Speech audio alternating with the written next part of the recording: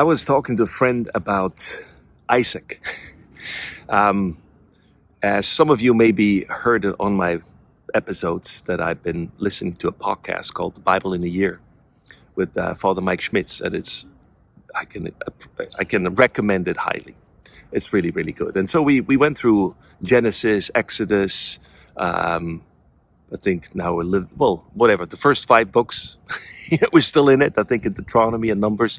But anyway, we talked about Abraham and Isaac and Jacob and all this. I mean, we talked that he read it. That's just part of the story of our, the patriarchs.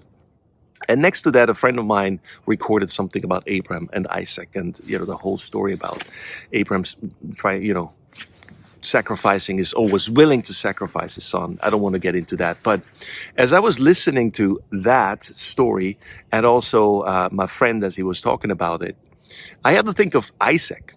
And I just want to throw this out. This is not my theology. This is not just my interpretation. This is just an idea, just a thought, okay? But I was wondering, so here's Isaac.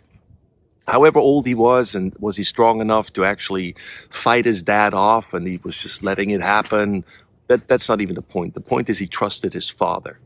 And eventually he was not sacrificed, right? So God provided a different sacrifice. It was, without getting into that, that's not the point right now. The point is about Isaac.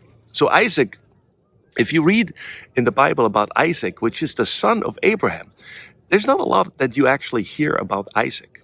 Not a lot you read about. You read about it that he got a wife, like the servant of Abraham went out into that land that he was from, and got a wife for him. She came with. So it looks like he was happily married. He loved her. He had 2 sons, Esau and Jacob.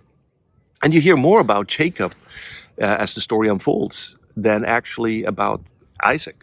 You also read about that he undug or dug out the wells that his dad Abraham dug or created or to get water out, and he opened those wells again. You read about that. But other than that, and you read about that he blessed his son Isaac, thinking it's Esau. It's also like what you hear about him, but that's pretty much it. That's pretty much it. But this is like the son of Abraham, his heir, and you read more about Jacob and his story. And I wonder why. And I thought to myself, that's just a thought, right? This guy must have had a trauma. I mean, he was traumatized. I mean, think about it. Like you hear the story of Abraham, and like what God promised him, and then he was put on an altar.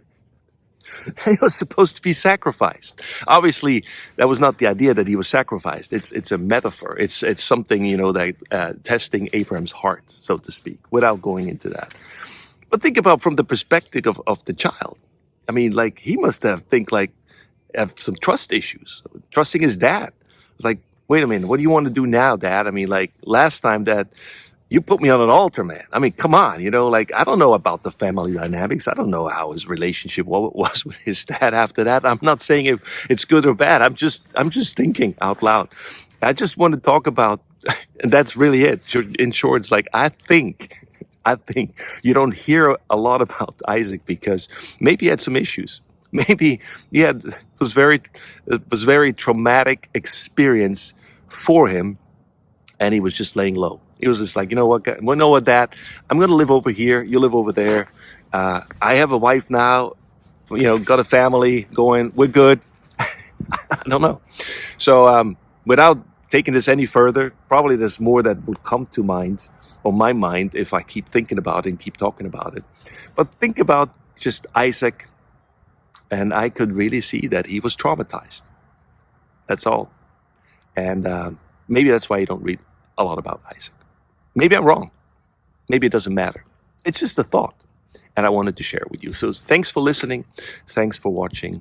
It's my perspective. Bye-bye.